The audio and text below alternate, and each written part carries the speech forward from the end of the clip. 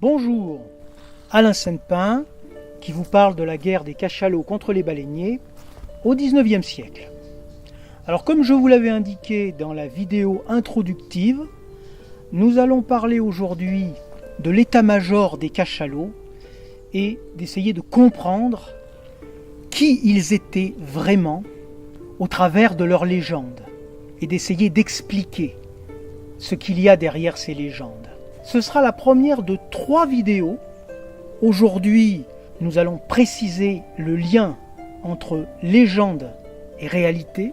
Lors d'une seconde vidéo, nous parlerons du plus célèbre cachalot combattant, Mochadik.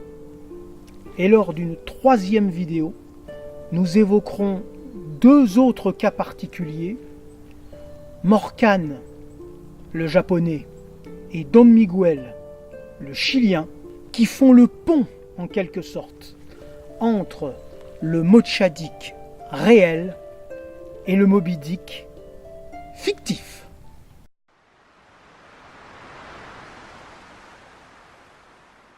Ces cachalots sont devenus très célèbres auprès de leurs agresseurs, qui leur donnaient des noms assez comparables d'ailleurs aux noms qu'ils donnaient à leurs compagnons d'équipage. Sont arrivés jusqu'à nous des Paita Tom au large du Pérou, des Ugly Jim, Jim le patibulaire, des Shy Jack, Jack le timide, des Fighting Joe, Joe le combattant, des Timor Tom, New Zealand Jack, parmi un certain nombre d'autres qui ne sont évidemment que la partie émergée de l'iceberg. Par exemple, 3 d'entre eux ont fait l'objet de légendes mieux connues qui sont arrivées jusqu'à nous. Il s'agit de Timor Tom, New Zealand Jack et Spotted Bob. Timor Tom a défrayé la chronique essentiellement au début des années 1800 dans ses combats contre la flotte anglaise. Il était probablement blanc, autant qu'on le sache, et énormément de légendes plus ou moins fantastiques courent autour de lui. Je renvoie pour le détail à la page blog que j'ai publiée le 2 avril 2017 et qui le concerne en grande partie, qui s'appelle « Une arche, un sillage ». New Zealand Jack opérait dans la mer de Tasman, alors que Timor Tom opérait dans le triangle de corail. New Zealand Jack avait la bosse, c'est-à-dire ce qui équivaut un peu à la nageoire dorsale des requins, si vous voulez, avait la bosse blanche, et autant qu'on puisse le savoir, c'était peut-être le plus grand des cachalots combattants. En tout cas, il appartenait à un groupe de cachalots qui vit dans cette mer et qui persiste au sud-est de la Nouvelle-Zélande, qui sont les plus gros des cachalots, d'assez loin par rapport à toutes les autres populations. Alors, cet animal a littéralement mis en déroute une flottille anglaise en 1804, avec le baleinier Adonis notamment. Il a détruit énormément de baleinières en peu de temps, et il a marqué l'imagination des baleiniers pendant des décennies et des décennies, et a eu assurément une très très grande influence sur la suite des légendes, et même les légendes tardives de la deuxième moitié du XIXe siècle. Spotted Bob, pour sa part, vivait dans l'océan austral, au sud du Cap Horn, dont il était en quelque sorte le gardien, et il était tacheté comme une orque, c'est-à-dire qu'il avait de chaque côté de la tête une grande tache blanche. Contrairement à Timor Tom et New Zealand Jack, la légende le concernant ne raconte pas qu'il a finalement été tué, mais qu'au contraire, il est resté invaincu à jamais.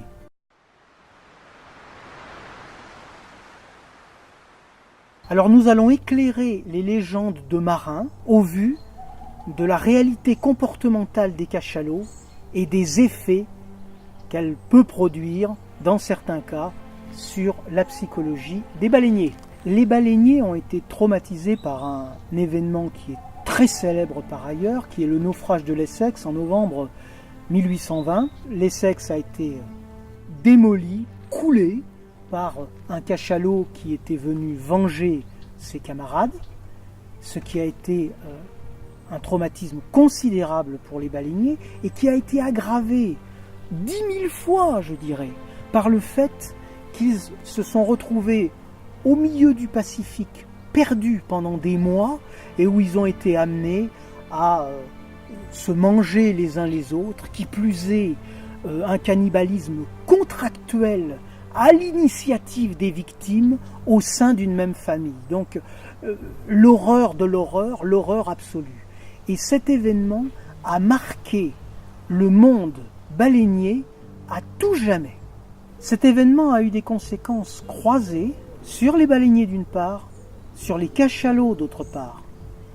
Il a éveillé chez les premiers la peur, le chagrin, la colère, la volonté de vengeance, et chez les autres, l'espoir et l'audace. À partir des années 1820, les naufrages se multiplient, et même quelques grands navires, à partir des années 1830, sont coulés. Parmi les baleiniers, certains, comme Owen Chase, qui était à bord de l'Essex, cherchent à se venger, à tuer le plus de cachalots possible, à viser les plus grands, mais l'attitude générale, c'est à la fois l'évitement dès qu'il y a un grand cachalot et une légendisation généralisée. Manifestement, les cachalots font preuve de plus en plus d'audace et détruisent de plus en plus de bateaux, de plus en plus de baleinières. Alors des grands navires comme le Pousiol, l'Arabella, la Lydia, les toutes Generals, etc., sont détruits au cours des années 30. L'Arabella est littéralement coupée en deux, le cachalot se promène, nage au milieu des morceaux sans toucher à l'équipage d'ailleurs. Certains s'en sortent par miracle, le navire Hector en 1932, le Nemrod en 1848, le Parker Cook en 1850. Un événement aussi célèbre, mais moins traumatique que celui de l'Essex, interviendra quelques semaines avant la publication du roman Moby Dick. C'est le naufrage de l'Anne Alexander, et c'est un cachalot qui détruira ce navire. Le cachalot lui-même sera abattu l'année suivante, en janvier 1852.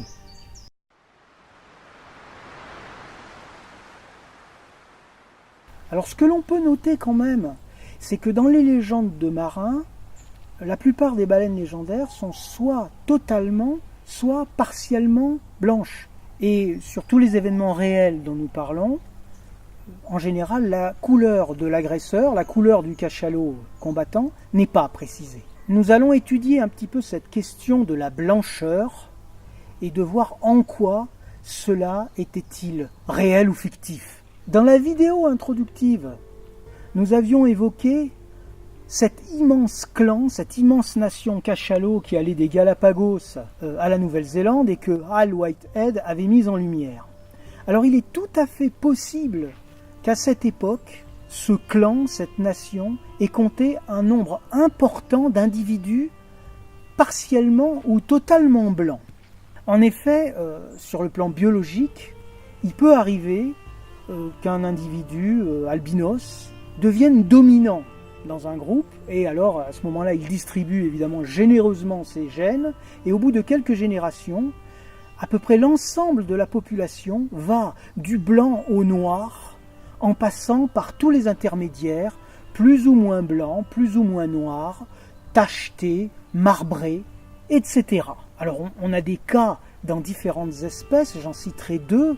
Livingstone évoque ce cas dans une population d'hippopotames au XIXe siècle, où le dominant est pratiquement intégralement rose, tous les autres sont mi-roses, mi-noirs, et l'hippopotame vaincu, lui, vit en marge de la société, et il est noir. On a plus près de nous dans le temps, dans les années 2010, ce sont les Russes qui ont montré ça dans la mer de Bering, des orques blanches, en nombre assez important, dirigées par un grand mâle blanc qu'ils ont baptisé Iceberg. Alors notons au passage que Tim Hortons était probablement blanc, que New Zealand Jack avait une bosse blanche, que Spotted Bob avait de grandes taches blanches, et que, comme on le verra dans la vidéo suivante, Mochadik était intégralement blanc. Donc de cela, on peut déduire qu'ils sont le produit d'une dominance d'un individu blanc dès la fin du XVIIIe siècle dans le Pacifique. Et que, à ce niveau-là, les cachalots blancs ne sont pas si rares qu'on pourrait le supposer de prime abord. Ce ne sont pas des animaux fantastiques. Ils ont probablement été des centaines et peut-être même des milliers dans le seul Pacifique à cette époque. Alors ce que je vous dis peut paraître totalement surréaliste, mais un biologiste comme Aaron Todé, qui travaille à San Diego, estime qu'à l'heure actuelle, avec la population des cachalots actuelle, et pas celle qui était au XIXe siècle, considère que sur l'océan mondial, leur nombre est absolument indéterminable, mais ils sont peut-être 10 et peut-être 300, personne n'en sait rien. Le cas de cachalots blancs dûment authentifiés s'est poursuivi après le XIXe siècle. On a eu un très grand cachalot, très très grand et très très vieux, qui a été abattu au large des Açores, donc dans l'Atlantique, en 1902. Des animaux plus petits ont été abattus dans le Pacifique, l'un au large du Pérou en 1951, l'autre au large du Japon en 1957. Une très belle photo et même une vidéo a été tournée d'un individu blanc, qui est reprise d'ailleurs dans le film de Stumpfhaus, que nous avons évoqué dans la vidéo introductive, en 1997 au large des Açores. Les derniers en date, c'est au XXIe siècle, c'est même en Méditerranée, c'est même tout près de chez nous. Un cachalot blanc a été observé en 2006, puis en 2015, au large de la Sardaigne, mais à la Sardaigne du nord-est, c'est-à-dire assez près finalement des Bouches de Bonifacio. Et en 2015, il est même remonté jusqu'au canyon de Toulon, donc au large de Toulon. Les cachalots, bien sûr, vont se nourrir dans les fosses pour capturer des calmars de grande taille, et le canyon de Toulon est une réserve alimentaire pour les cachalots notamment. Eh bien, on a vu cet individu il y a quelques années seulement. Il est possible qu'il y ait un groupe de cachalots blancs dans l'Atlantique actuellement, dont la base de départ, je dirais, serait les Açores, puisque le très très très grand cachalot blanc de 1902 a été abattu au large des Açores, et que un autre a été photographié, comme je viens de l'indiquer, en 1997, et que l'autre était en Méditerranée. Donc tout ça n'est pas si loin les uns des autres, et ça peut être un processus d'essaimage.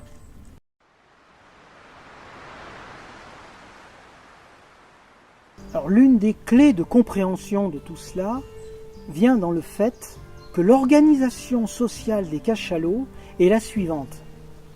Les femelles et les jeunes sont tropicaux. Les mâles, eux, ne sont tropicaux que saisonnièrement. Ils sont polaires de juillet à décembre et tropicaux de janvier à juillet. Les baleiniers, jusqu'aux années 40, ne vont pas dans les zones polaires, ou très peu. Donc ils n'ont pas accès aux cachalots mâles pendant cette période. L'essentiel de leur activité se passe sur l'équateur à partir du mois de janvier. Deux dimensions se croisent dans cette affaire. Une dimension géographique et une dimension physiologique, je dirais. Les cachalots mâles ont une tête qui est unique dans le monde animal. Cet allongement de la tête, cet épaississement de la tête, leur a permis d'aller chercher des grands calmars dans les eaux très profondes, de résister à la pression, de rester très longtemps, d'avoir un jeu particulier vis-à-vis de leurs poumons, vis-à-vis de la mutation de l'oxygène que leur corps réalise, métabolise, etc., etc. Mais les choses vont plus loin. L'expansion de cette tête a modifié la fonctionnalité de leurs narines au niveau de l'évent. C'est-à-dire qu'une narine leur sert à respirer, alors que l'autre leur sert à communiquer, ce qui est unique dans le monde animal est unique dans le monde des cétacés, y compris vis-à-vis des dauphins ou des globicéphales. Alors quelles sont les conséquences de tout cela ? Eh bien tout simplement de considérer que la guerre du Pacifique n'en est pas une. C'est une guerre de l'océan mondial. Les événements se sont déroulés principalement dans le Pacifique des années 1810-1840. À partir des années 1840, il y a une expansion au niveau de l'océan mondial, et particulièrement dans l'océan Atlantique, mais également dans l'océan Indien, dans l'océan Austral, etc., etc. Pourquoi cela ? Les cachalots mâles se réunissent en groupe de juillet à décembre, soit au sud du Cap Horn, dans l'océan Austral, et en moins grand nombre entre la mer de Bering et la mer Arctique, donc dans les zones polaires. Ils ne sont pas dérangés par les baleiniers jusqu'aux années 40. Ils ont pris des dispositions dès 1820 pour organiser leur défense. Et ceci éclaire les soi-disant secteurs de Jürgen Stumpfhaus, qui indiquait que chaque secteur du Pacifique avait son gardien. Ces secteurs sont plus que probablement définis de façon collégiale pendant la période polaire des cachalots mâles. Il s'agit d'une stratégie organisationnelle pour décider qui ira où à partir de janvier pour défendre le plus effectivement possible les populations de femelles et de jeunes. Il y a donc une coordination entre les cachalots, non seulement une coordination de loin, qui est bien connue, l'écholocation et la communication à longue distance, mais aussi au travers de véritables réunions d'état-major rapprochés. À partir des zones polaires, les cachalots peuvent choisir les chemins les plus adéquats pour se rendre là où ils veulent, quand ils le veulent, au niveau de l'océan mondial, en se répartissant les tâches. Les légendes s'éclairent au vu de cela. Le nombre de cachalots blancs ou partiellement blancs est bien supérieur aux 10, 12 ou 15 imaginés, mais ils sont probablement des centaines ou même des milliers. On croit voir le même personnage à des centaines de lieues. On leur donne un caractère immortel, tout simplement parce qu'ils maîtrisent mieux le terrain que les baleiniers. Les eaux profondes, la géographie effective des océans, le timing aussi. Or, ceci est évidemment totalement incompréhensible pour leurs agresseurs de surface. Ce qui veut dire que les noms donnés aux baleines légendaires sont juste des jeux d'étiquettes. Un nom peut correspondre à plusieurs cachalots. Plusieurs noms peuvent correspondre au même cachalot. Et là encore, on a affaire à la partie émergée d'un iceberg immense. Les légendes de marins ont été peu répertoriées. On n'en connaît qu'une part infime. Les cachalots combattants ont été peu répertoriés. On en connaît également une part infime.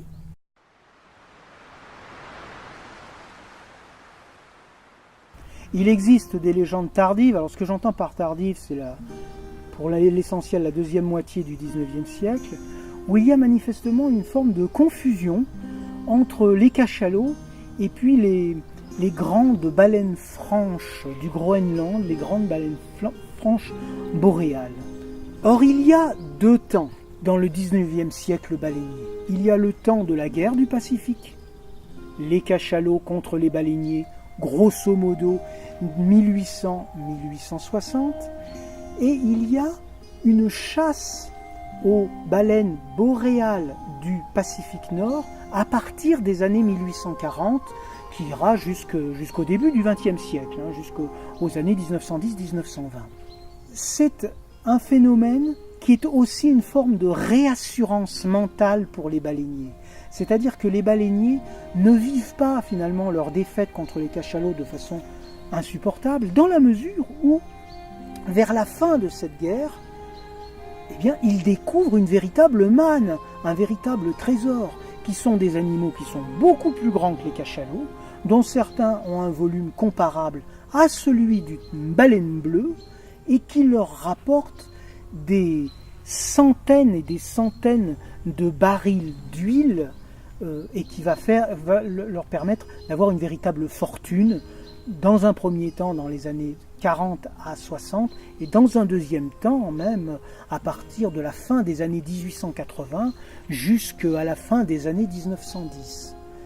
Mais ces animaux sont tellement immenses et ils sont le fruit de légendes très anciennes, de légendes scandinaves, écossaises, eu égard à leur taille, eu égard aux endroits où elles vivent, c'est-à-dire des zones polaires, c'est-à-dire des zones très dangereuses, c'est-à-dire des zones où les baleiniers se fracassent ou restent bloqués dans les glaces.